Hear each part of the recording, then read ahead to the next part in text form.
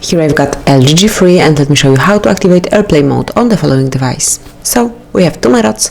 Let's start with the quicker one. Simply tap on power key, hold it for about 3 seconds and then select turn on airplane mode. Now confirm that you would like to activate this mode in which calls and messages are unavailable and all wireless connections such as Wi-Fi, Bluetooth and mobile data will be turned off. Wi-Fi and Bluetooth can be turned on again then. Click on OK to activate it. And that's it. Obviously, if you would like to switch it off, tap on power key one more time and select turn off airplane mode.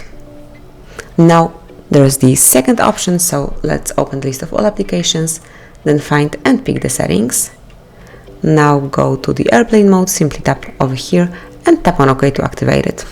Obviously, once you want to turn it off, simply tap on the same icon and flight mode will be deactivated. And that's it. This is how you can simply and quickly activate airplane mode in your LG G3. Thank you for watching. Please subscribe our channel and leave the thumbs up.